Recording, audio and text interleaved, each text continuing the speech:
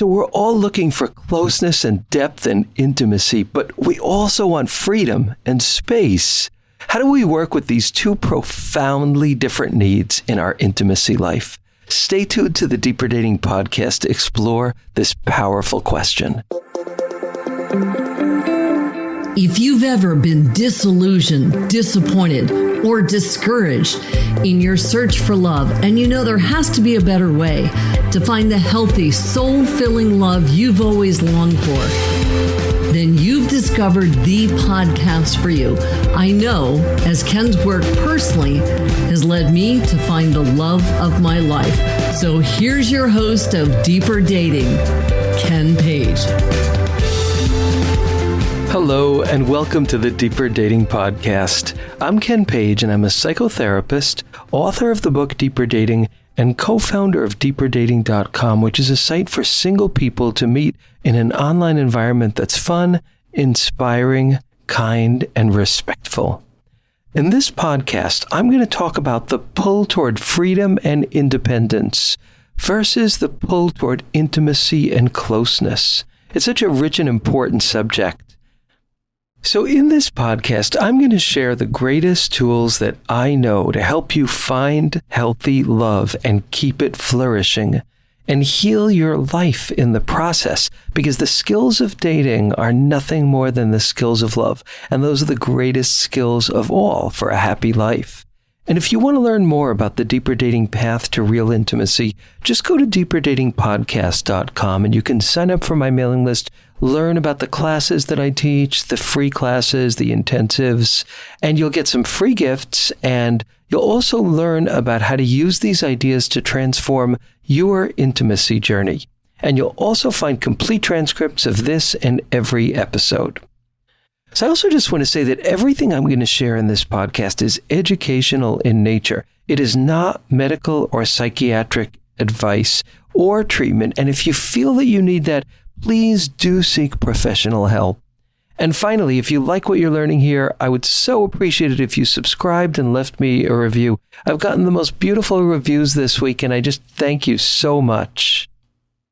So let's jump right into this incredibly rich and important and kind of universal subject, which is the tension between the parts of us that want freedom and space and the parts of us that want intimacy and closeness and connectedness and bondedness. And this is such a rich subject because both parts need room. But it's a complicated thing. And we're going to talk about how to find ways to hold both parts of yourself and to kind of extract the wisdom from each of those two sides and help the more immature parts to kind of grow up. It's a rich journey finding the language of honoring those two parts of ourselves and helping them grow up and communicate and connect. And I'm going to teach you some fabulous practices for doing that. But I'm going to begin by talking about this kind of rich dichotomy and how it's affected my life and how it's affected the lives of so many people that I know and work with. So all of us have these two different conflicting pulls, and we handle them differently. Or you might say two streams of wisdom and need and self, which can often be in really deep conflict. So in a complicated world, which this is, or in a dysfunctional family, or just simply because it's hard to name and identify and honor and find the language for our deepest gifts. For all of these reasons and other reasons, including trauma, we end up having to choose one of those pulls over the other in ways that hurt us and hurt our ability to love. So in a moment, I'm going to talk about the value, the wisdom and the value of each of these two pulls. But first, I'm going to share something that is a really rich metaphor. And this is just a piece of LGBTQ anthropological information that's just so rich and captures so much. This is from Will Roscoe's book from 1998 called Living the Spirit, which speaks about LGBTQ Two-Spirit Native Americans. And it's just rich with really fascinating material. But in many indigenous cultures, LGBTQ people were considered in some ways the holder of sacred ritual, because one of the definitions of what sacred means is having each of your feet in a different world and being able to hold that. And they felt that LGBTQ people were able to do that with the masculine and feminine. So often these children, these two-spirit children, were cultivated for roles as shamans or ritual holders or just very particular kind of mystical roles in the tradition. And this is very, very universal. Christian de la Huerta's book, Coming Out Spiritually, is just a very rich description of this across many indigenous cultures. Amazing stuff. Anyway, separate story. But what they would do is they would take an area of brush, and in that area of brush, they would have a bow and arrow, and they would have a basket. And the child that they were wondering about, if this child is two-spirit, they would set the brush on fire. And the child had to go in and either take the bow and arrow. It could only take one thing. So if the boy took the basket, that boy was considered probably two-spirit. If the girl took the bow and arrow, she would probably be considered two-spirit. So why do I tell this story? Because it's the experience of living in a world where you don't get both. And it's like there's a fire, and you only get to take the one that means the most to you, and the other you have to give up. And all of us kind of have a predilection, or I don't know about all of us, many of us have a predilection wherein freedom has to come first. It has to come first. For others of us, what has to come first is connection. And in a dysfunctional situation, or just being raised not to understand the richness of these two qualities, we often feel like we don't get to hold both. So we have to choose the one we need the most to survive. So this is true in so many different ways. And this exercise of holding both that I teach, and this concept of holding conflicting core gifts, conflicting deep parts of you, is something I'm going to be talking about in many different ways. But I chose one, which is this one of freedom or the desire to connect. So I'm going to talk a little bit each one. So I think that people who have this deep need for freedom carry a particular pain in them because they've had to say no to connection to maintain that sense of freedom. When your survival depends on having that freedom, and that freedom, that sense of separation or integrity or dignity of self, or if you grew up in an environment where there was emotional abuse and manipulation, maybe your survival was saying, no, I'm not going to merge in this family. I am not going to fully join this family because it would mean the annihilation and the suffocation of my individuality, of my truth, of my clarity, of my freedom. So we learn then in those cases in deep, deep ways that connection can be the enemy of freedom. It can be the enemy of autonomy. So it's difficult to have that gift of freedom being so important because often we think we're flawed in our ability to love. What is wrong with me that I can't love like other people? What is this call to freedom? What is this need for space that I have that has made me lose relationships, that has made me run, that has made me flee, that has made me separate? I know a story of a woman who kind of had that tendency and had also a lot of consciousness. And she and a man were in love with each other. And so they decided that they were going to get married, but she let him know from the beginning that she had a part that could make no eternal promises forever.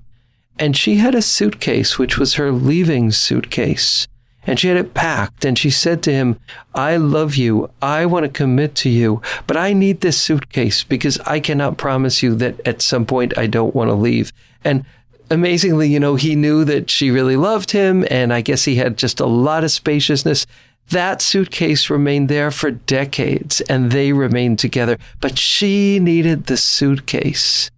For me, I used to wonder why I couldn't sleep close to anybody for more than a few minutes. I would start to feel kind of claustrophobic. I would need space. And I thought that this was a fear of intimacy. I later learned that highly sensitive people often need that extra space in bed. And that need for space marked so much of why I could not find a relationship for so many years, because I didn't know how to honor this odd and strange need for space that made no sense and made me feel really kind of guilty. It wasn't until I learned to say I need space, which was not easy, was just incredibly, incredibly hard. My mom is a very, very amazing woman. She's a 92-year-old street artist Holocaust survivor. But we've had to work on this issue because I have felt in my life like that it was sometimes hard to be close to her because I felt like I couldn't breathe, because her relationship to space was different than mine. It took me so long to realize that this was not fear of intimacy. It was my language of intimacy. And I'll never forget that time that I was able to get past my guilt and kind of self-pathologizing and say, Mom, I'm feeling like I can't breathe. Somehow there is not enough space around me in this conversation, and I need more space because I'm not happy in it now, and I'm wanting to pull away. And this was just such a great thing, and because of all the growth, she was able to say, oh, yeah, I get that. I'm being kind of pressury. I'm just going to lay back and give you space. Anyway, this was kind of like a path out of a cage that I had been in for a really long time. And I've had to do this endlessly with my husband to let him know ways in which I just needed space, because that was the language of my being. When I couldn't do that, my deep insides knew that they would not be protected. So I created what's called a primitive defense, which is a wall. And I wouldn't let closeness in, or I just kind of was gravitating again and again toward unavailable people because I could breathe with them. And with someone who was just available and there, I would start to feel like I couldn't breathe. But as I learned to treasure this need for space, that began to all change for me. So many people, I think, have a passion for freedom. And what us people need to do who have that is to learn to honor that language of a need for freedom and not so quickly call it pathology, but call it space. Call it the need for space. And when that's honored and dignified, it's a very, very different experience. The poet Rilke talked about this in a really interesting way. He said, an artist needs to feel like they can walk miles and miles and miles in their own internal world without having to be in touch with anybody or in contact with anybody during that time. And there are other pieces here, in addition to the freedom piece, the space piece. There's the ambition piece. People who are on fire in ambitious ways, who need the space to be able to kind of be on fire with the arc of their passions and their ambitions. Another thing that needs to be really treasured and honored. When we can do that, because often, we've got this one thing that we pick out of the fire, and it's the thing that we most are organized to need, but then we lose the other. So as we learn to claim and honor that kind of more primary or dominant need, then there's space to be able to see its complement. And until we see its complement, until we see the opposite part, we're going to be victims of clumsy compromises that we have to make.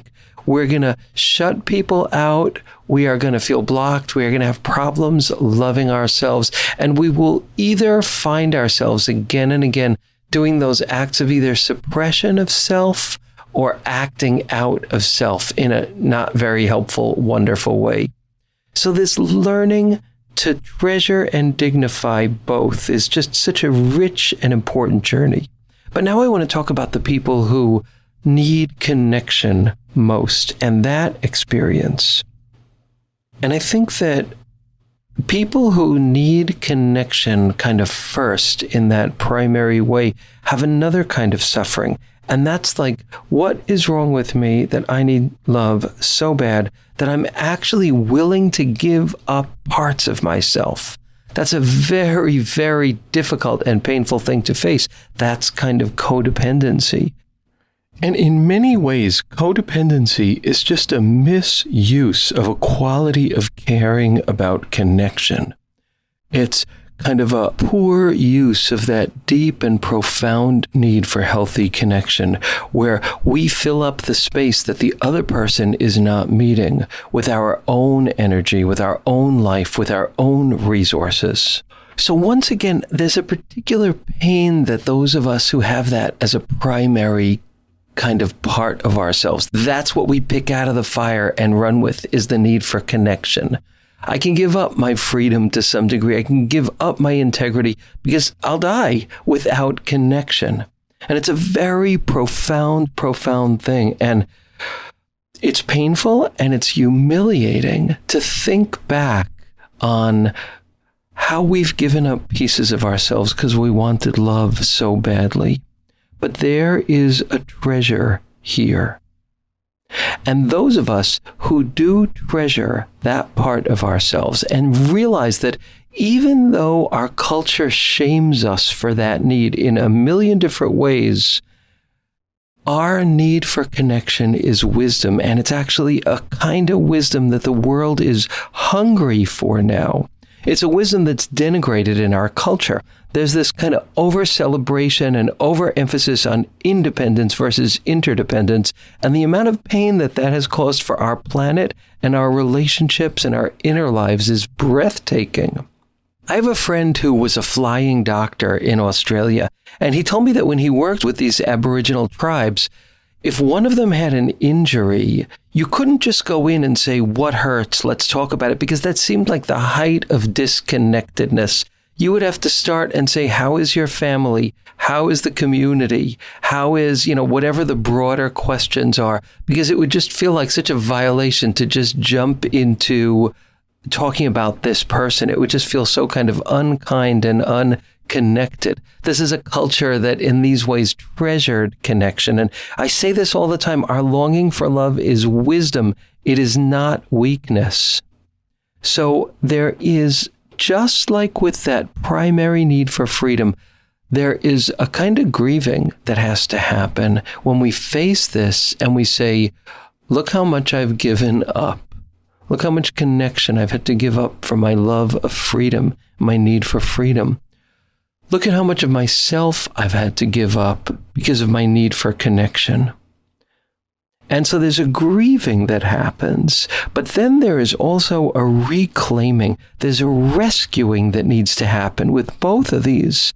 And in both cases, it's like a rescuing yourself from this picture of pathology and being able to say, this is how I am built. This is so important to me that I will not give it up. And that has to be honored. And so that grieving and also that honoring are things that really need to happen, because when we shift and start honoring that part of us, we finally grow up in intimacy and our world of intimacy changes. When we stop shaming ourselves, and I would like each of you now to take a minute and think about this. It's such a great question.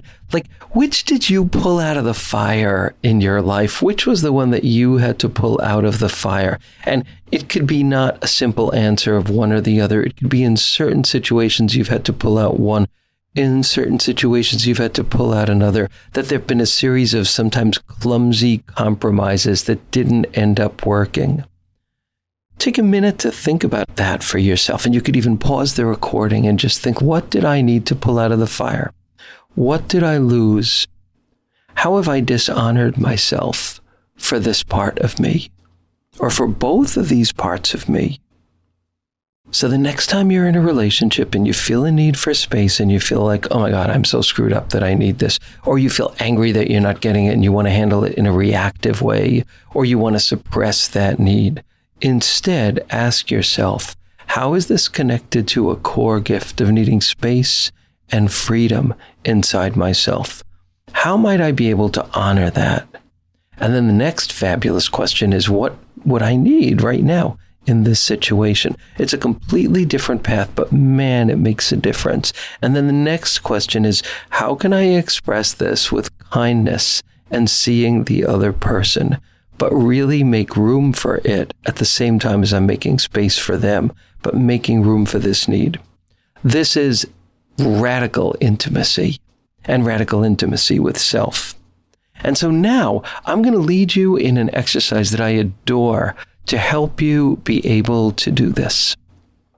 I call it holding both. And I've taught this in, I think, one other episode in the past, but I'm going to share it now because it so connects to this. So I'm going to ask you to do a visualization with me. And the thing that I'll say first about visualizations is, don't worry if your capacity to visualize is like Swiss cheese, filled with holes. Mine is.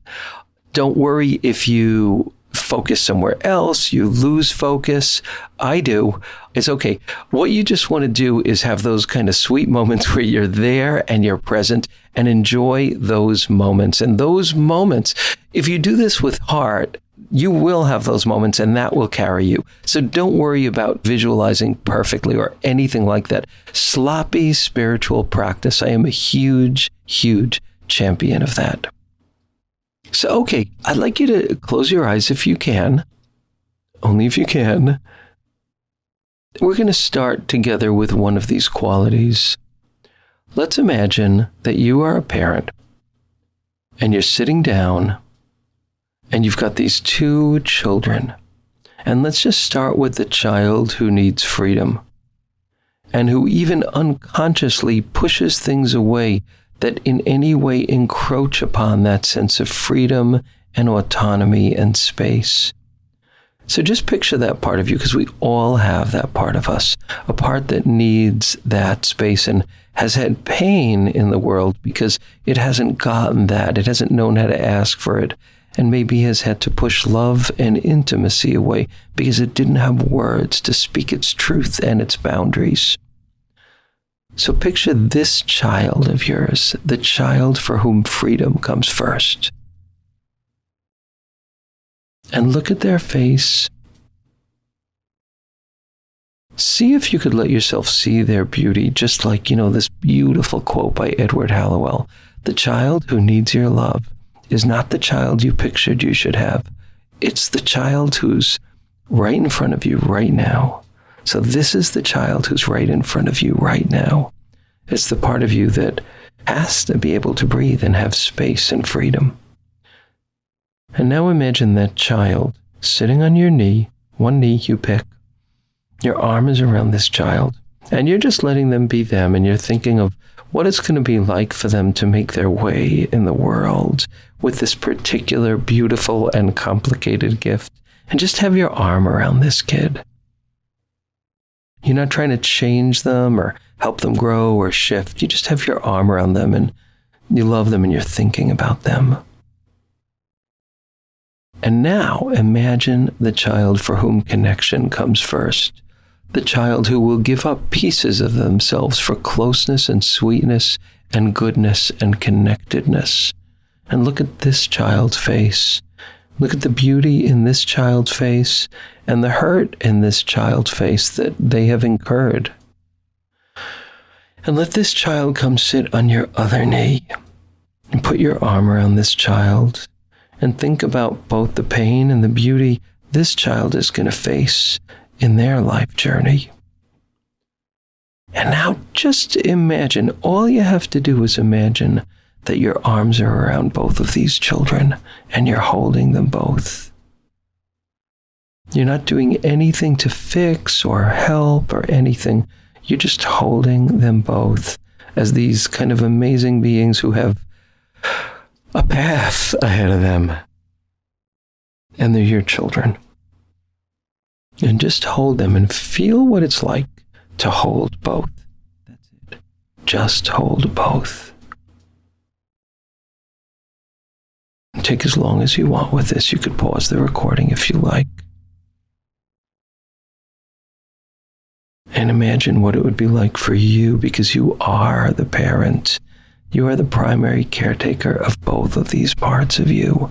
Imagine what it would be like to live this way, kind of holding both, like that kind of very spacious and aware kind of parent who's maybe a little bit wry, but also very loving, and just seeing reality and seeing the differentness of their children. So just stay with that experience. Just loving both of them fully and just holding them both. And with that experience, just slowly come back and open your eyes.